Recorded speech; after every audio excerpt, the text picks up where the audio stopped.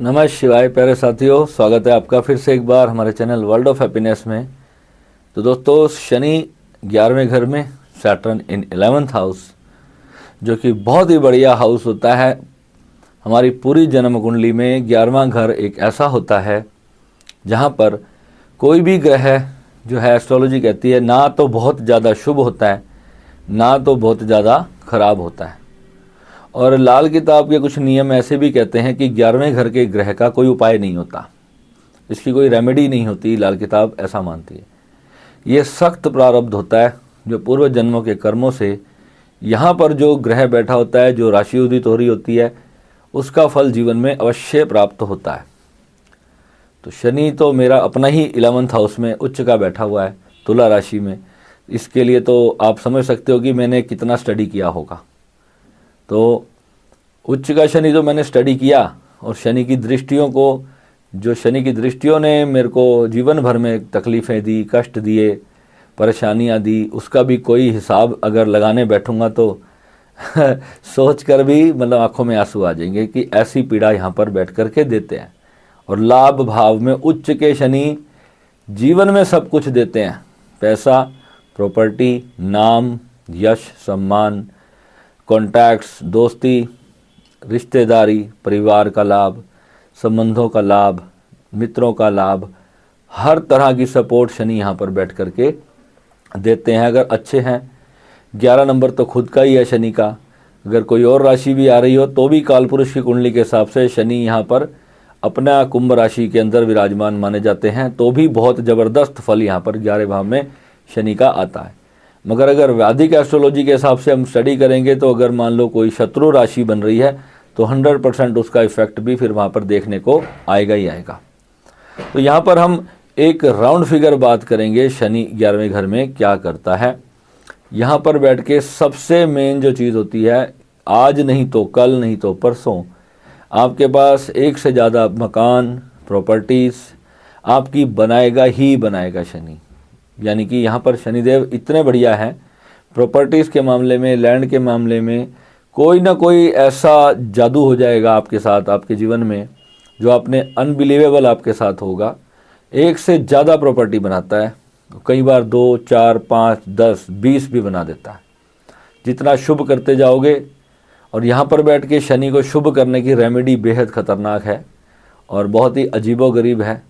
तो ज़्यादा शुभ भी नहीं कर लेना चाहिए, क्योंकि जितना ज़्यादा शनि यहाँ पे पावरफुल होंगे उतनी ज़्यादा प्रॉपर्टीज़, उतने ज़्यादा लाभ आपको जीवन में देखने को मिलेगा, मगर दृष्टियाँ भी उतनी ही पावरफुल हो जाएंगी। तो मैंने तो दृष्टियों से जो कष्ट पाए, इसलिए मैंने शनि को शांत ही करना उचित समझा। मगर उसके बावजूद भी शनि ने यहाँ पर बैठकर मुझे सब कुछ दिया। मैंने बहुत कोशिश की शनि को यहाँ पर शांत करते रहने की, मगर शनि शांत नहीं होते, उच्च के तो बिल्कुल भी नहीं होते। तो ये जो चीज़ें हैं, ये आपको एस्ट्रोलॉजर तो कोई भी बताएगा कि यहाँ पर बैठ के मैं इसके उपाय करा दूंगा।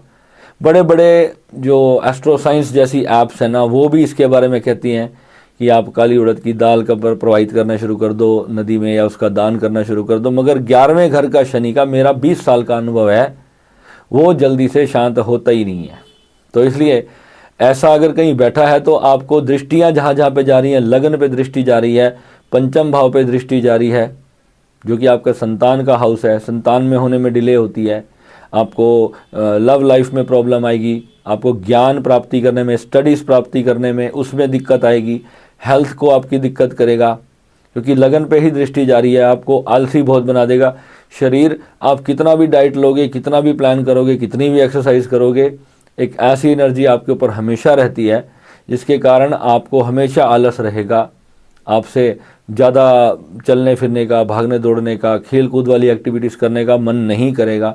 तो ये जो चीज़ें हैं यहाँ पर शनि की फिर बढ़ जाती हैं, ठीक है। और 10th हाउस जो कि 8th हाउस जो यहाँ से होता है, हमारा अकल्ट का है, हमारा गुप्त विद्याओं का है, आध्यात्मिक ज्ञान का है, जो भी पैरानॉमिकल साइंस है हमारी, जो भी इस संसार में जो आध्यात्मिक जो सच है, जो गूढ़ रहस्यात्मक चीज़ें हैं, उसका जो घर है वो 8वां भाव है।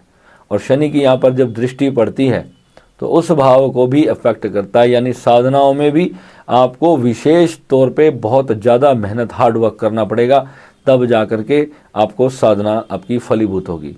और साथ साथ साधना करते करते आपको उस अष्टम भाव के स्वामी को, अष्टमेश को स्ट्रॉन्ग करना पड़ेगा, और अष्टम भाव पर और जिन जिन प्लैनेट्स की दृष्टि पड़ रही है उसको भी स्ट्रॉन्ग करना पड़ेगा। मेरा सौभाग्य ये था कि अष्टम में शुक्र खुद बैठ गए और देवगुरु बृहस्पति की दृष्टि से मैं बच गया।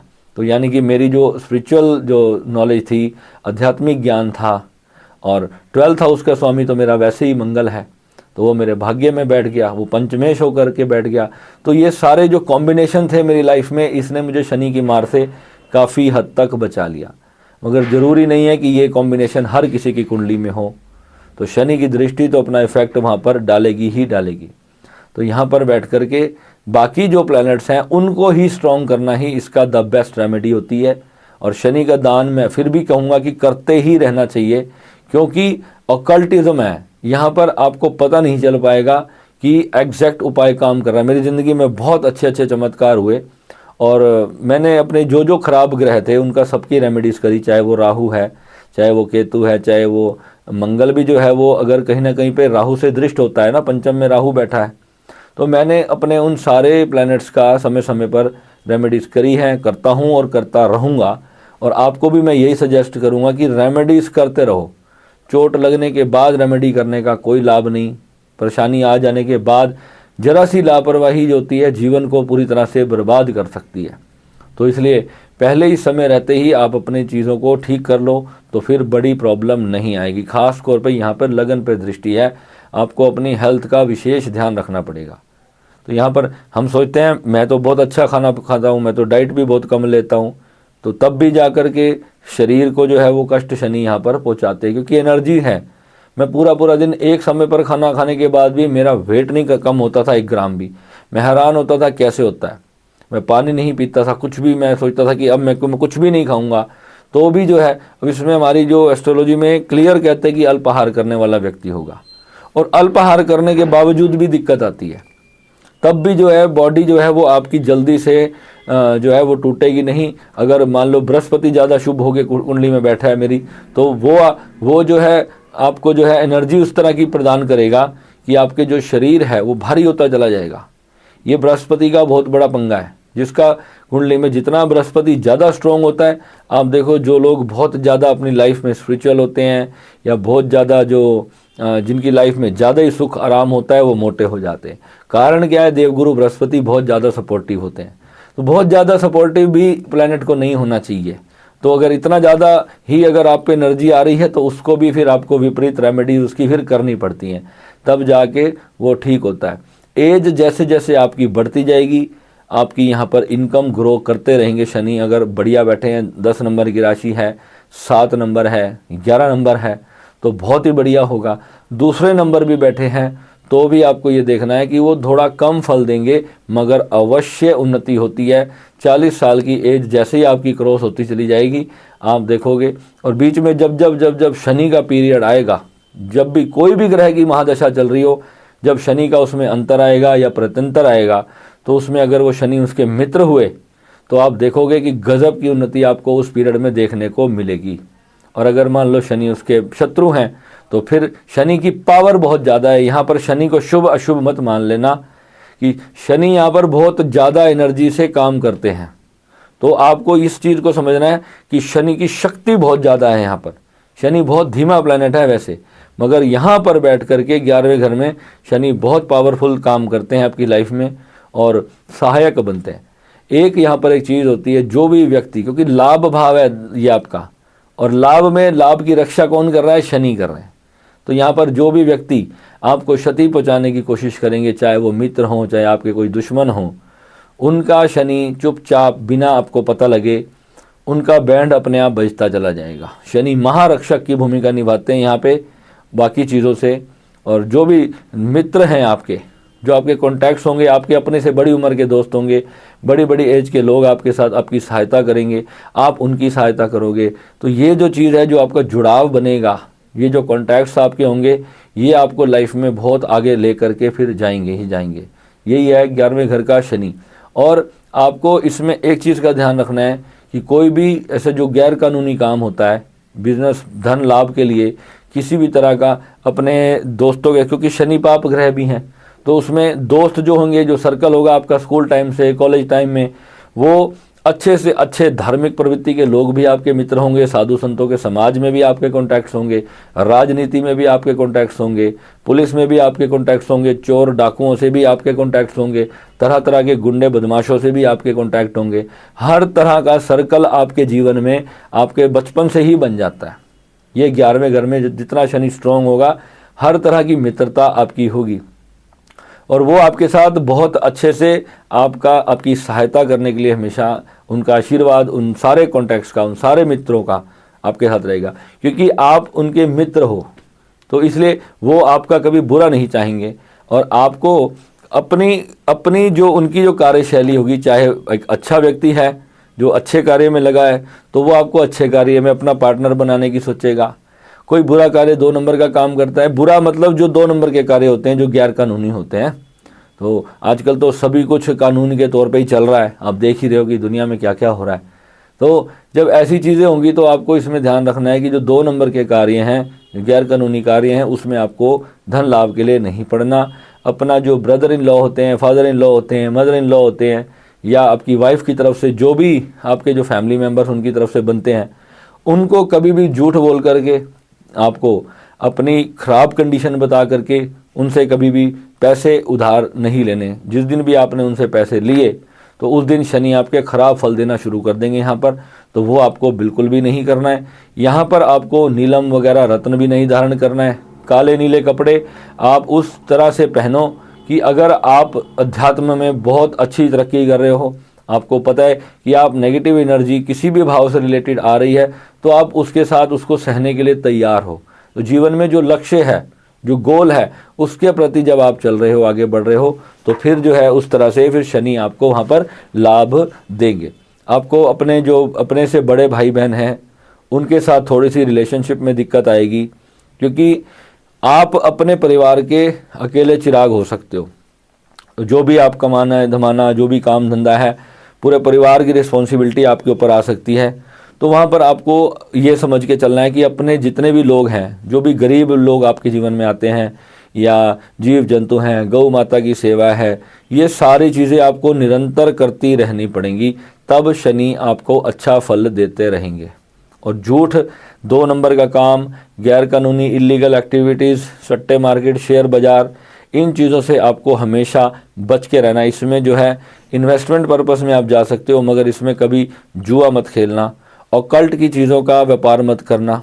ऑकल्ट की चीज़ें क्या होती हैं? ऑकल्ट की चीज़ें जो भी स्पिरिचुअल एक्टिविटीज़ है, उनको सेवा भाव से तो आप दे सकते हो, उनको कभी आप प्राइस रख के उसको सेल नहीं कर सकते। किसी भी चीज़ को सेवा भाव से आप दे सकते हो, सेल नहीं कर सकते अपनी कोई भी सर्विस को। अगर जब तक आपके पास देवगुरु बृहस्पति, शुक्र जैसे और मून जैसे प्लैनेट आपकी सपोर्टिव नहीं है, तो आपको ऑकल्टिज्म से थोड़ा सा बचाव करके रखना है। 10th हाउस से रिलेटेड आपको बिजनेस करना है, मगर होगा क्या, आपको ऑकल्टिज्म ही ज़्यादा खींचेगा। अब वहाँ पर आप देखना कि 2nd हाउस में कौन सा प्लैनेट बैठा है, तो ये सारी चीज़ें आप कंसीडर कर लेना। मून की स्थिति क्या है, आपके मन की स्थिति क्या है, मन कितना स्ट्रांग है, कितनी मेडिटेशन करते हो, कितना अपने आप को अंदर से स्ट्रांग बनाया है चीज़ों के प्रति, क्योंकि ये मन की भारी पीड़ा देने का काम यहाँ पे शनि महाराज कर देते हैं। गलती से अगर चंद्रमा की दृष्टि आ जाए तो ये समझ लेना कि आंसू निकाल देंगे और इतनी बुरी तरह की सारी ज़िंदगी भर रोने के लिए आपको कम पड़ेगी। ऐसी भी चीज़ें शनि करा सकते हैं यहाँ पर। बहुत मैं भोलेनाथ से डर कर ही कह रहा हूँ कि शनि भगवान कृपा ही करे, क्योंकि ये हाउस जो है ना, इस रावण का भी यहाँ पर शनि जो है 11वें घर में, आपने सुना होगा कि रावण ने शनि को 11वें घर में बांध लिया था तपोबल के द्वारा, और जब तक शनि उसमें रहे तो कुबेर के खजाने भर दिए शनि ने। ठीक है, कुबेर को भी अपने घर में कैद कर लिया था। इतना धन यहाँ पर शनि देने की सक्षम रखते हैं। और अगर आपने शनि की जो डाइट फॉलो कर ली, अल्कोहल, नॉनवेज और ये जो शनि की डाइट्स हैं, अगर आपने इनको खाना शुरू कर दिया तो शनि भीषण एक्टिव हो जाएंगे और अपार धन देना शुरू कर देंगे। ठीक है, और अगर आपने इन चीज़ों को कंट्रोल कर लिया तो फिर शनि धीमा हो जाएंगे, शनि आपको फिर धन नहीं देंगे। आपको अपनी कुंडली का पोटेंशियल देखना है कि मेरे को इनकम का सोर्स कौन सा हाउस जनरेट कर सकता है। अगर 12 भावों में कोई प्लैनेट ऐसी जगह बैठा ही नहीं है जहाँ से इनकम स्ट्रांग नहीं हो पा रही है, तब जा कर के आप शनि को हाथ लगाओ। अदरवाइज 11th हाउस को जब शनि और केतु जैसे घर वहाँ पर बैठे हो, प्लैनेट वहाँ पर बैठे हो, तो आपको ऐसे प्लैनेट्स को एक्टिवेट वहाँ पर नहीं करना है। पंचम भाव पे दृष्टि होने के कारण आपकी स्टडी में डिले होगा, आपको थोड़ा सा पाँव और या कमर की दिक्कत आ सकती है, आपकी जो संतान होगी वो डिले होगी, और आपकी जो पढ़ाई है, पढ़ाई के अंदर बहुत ज़्यादा उच्च की शिक्षा प्राप्त नहीं करने देंगे। अगर मान लो कभी एक आधी साल फेल हो जाओ बाई चांस, मेरे को याद है मैं 7th क्लास में फ़ेल हो गया था, मैं और मेरे 2 दोस्त फेल हो गए थे, हम उस पूरे साल में एक भी दिन नहीं पढ़े थे। तो ये शनि यहाँ पर बैठ के शरारत जरूर करते हैं कि बच्चों का मन नहीं लगता पढ़ाई में। अगर आपने अपने बच्चों की कुंडली में देख लिया शनि इस भाव में, तो आपको ध्यान रखना कि उस जगह पे अगर शनि बैठे हैं तो बच्चे पढ़ाई में कितना भी वीक हों तो 2-3 साल उनके जाने देना, उनको पढ़ने देना, उनकी स्टडी को रोकना नहीं, क्योंकि बच्चे फिर सारी ज़िंदगी यही बात का मलाल करेंगे कि काश मैंने अपना वो 1 साल ख़राब ना किया होता। और बच्चों को शुरू से बता दो कि शनि वीक है उस बच्चे का, उसका 5th हाउस को स्ट्रॉन्ग करना जरूरी है, क्योंकि उस एज में बच्चे के पास इतनी बुद्धि नहीं होती, क्योंकि ये बुद्धि पे ही दृष्टि डालता है। बच्चा खेलकूद में ही लगा रहेगा और एक्टिविटीज़ में बढ़ा देगा, क्योंकि लाभ भाव तो शनि ने वृद्धि करनी ही करनी है ना। वो बिजनेस में उसका दिमाग चला देगा, या कहीं ज़रूरी नहीं है कि वो पढ़ा लिखा नहीं है तो वो इनकम नहीं जनरेट कर सकता। जो जितने कम पढ़े लिखे होते हैं आपने देखे होंगे बहुत अरबोपति बन जाते हैं। वो कारण क्या, उनका दिमाग दूसरी एक्टिविटीज़ में चलता है, बिजनेस में चलता है। मून मेरा 5th हाउस में था, क्रिएटिव है। क्रिएटिव में क्या है कि जो भी चीज़ मैं दुनिया के लिए मैं क्रिएट करना चाहता हूँ, यानी मैं कुछ भी जो लोगों को सहायता दे, जैसे किसी ने एक वेबसाइट क्रिएट की, आप व्हाट्सएप क्रिएट किया, तो उसके अंदर ये क्रिएटिविटी कहाँ से आई थी? ये मून अगर 5th हाउस में बैठा होता है तो लोग ऐसी ऐसी चीज़ें क्रिएट करते हैं जो मानवता के लिए बड़ी सहायक होती हैं, और उससे फिर धन प्राप्ति होती है। क्योंकि 5th हाउस में अगर मून आ जाएगा तो लाभ भाव पे दृष्टि भी रहेगी, तो लाभ भाव को बढ़ा देगा, ठीक है। और पंचम का जो ग्रह होता है वो नवम को भी देखता है, तो भाग्य पे भी दृष्टि आएगी। तो यही जो चीज़ें होती हैं कि सारी कुंडली जब एक दूसरे से कनेक्ट हो रही है तो कहाँ कहाँ से हमारे को पोटेंशियल मिल रहा है, किस चीज़ का, किस कार्य को हम कर रहे हैं।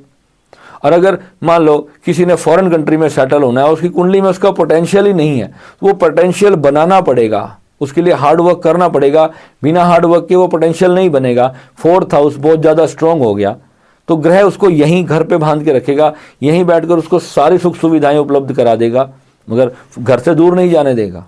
क्योंकि यात्राओं का जो हाउस है ना, वो हमारा 3rd हाउस, हमारा 11th house, 12th house, 9th house, ये सारे बहुत जो हैं इसमें खराब प्लैनेट होते हैं। तब व्यक्ति अपने घर से दूर विदेश में जाके सेटल हो जाते हैं, ठीक है। तो ऐसी ऐसी जब चीज़ें जब फेवरेबल नहीं होती, उसमें कहीं ना कहीं पे जब शनि की दृष्टि पड़ रही होती है तो उन कार्यों को डिले करते हैं। तो पहले तो हम यही बताते हैं कि आप इस तरह की इच्छाएं ना बनाओ। अगर जब तक को पहले पता हो तो फिर वो ऐसी डिज़ायर्स ही अपने मन के अंदर पैदा नहीं करेगा जो उसको बाद में तकलीफ़ें दें। क्योंकि उसे जब क्लियर हो जाता है कि ये मेरी कुंडली में, ये मेरे सौभाग्य में, मेरे भाग्य में ये चीज़ लिखी नहीं है, तो उसके लिए फिर वो ज़्यादा परेशान नहीं होता, वो ज़्यादा एफर्ट करने फिर छोड़ देता है और धीरे धीरे वो अपनी एक बैलेंस लाइफ जीना शुरू कर देता है। तो 11वें घर में शनि बहुत ही अच्छे होते हैं।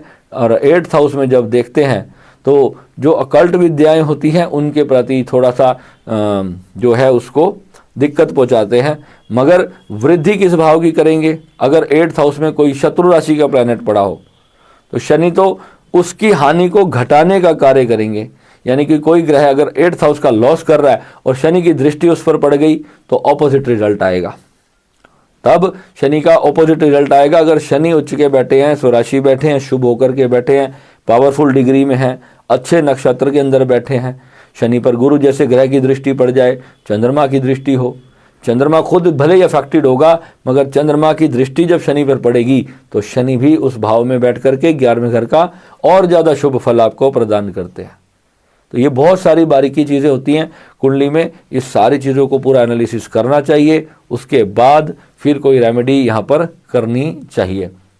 शनि यहाँ पर सूर्य को दृष्टि कर रहे हों तो पिता को कष्ट करते हैं, तो वहाँ पर आपको कैसा उपाय करना है? वहाँ पर ऐसा उपाय करना है जिससे कि सूर्य को किसी ऐसे भाव में स्थापित किया जाए जहाँ से शनि की दृष्टि ना पड़ रही हो। वहाँ पर अगर आप सूर्य को स्ट्रॉन्ग करोगे तो भी शनि अफेक्टेड हो जाएंगे, फिर शनि अपनी पावर को खो देंगे, वहाँ पर जो लाभ उन्होंने देना है फिर वो नहीं दे पाएंगे। तो इसलिए यही रेमेडी करते समय यही चीज़ें पहले अच्छी तरह कर लेनी है। एक बार आपको लाइफ टाइम की रेमेडी समझ आ गई कि हाँ ये मेरी रेमेडी है, यही मुझे फॉलो करनी है, तो आपको कभी भी दिक्कत उस प्लैनेट से रिलेटेड लाइफ में नहीं आएगी। और समय समय पर जब भी शनि का पीरियड आए तो ख़ास तौर पे रेमेडी का टाइम, उसकी थोड़ी सी क्वांटिटी आप उसको बढ़ा दोगे तो फिर धीरे धीरे लाइफ में अच्छे फल प्राप्त होना शुरू हो जाएंगे। तो बिल्कुल भी चिंता नहीं करनी, होई सोई जो राम रचि राखा, अपना कर्म करते रहना है। बाकी अपने जीवन को प्रभु के चरणों में छोड़ करके जो ईश्वर कर रहे हैं आगे बढ़ते जाना है, चलते जाना है। ठीक है, मिलेंगे फिर अगले वीडियो में। नमः शिवाय।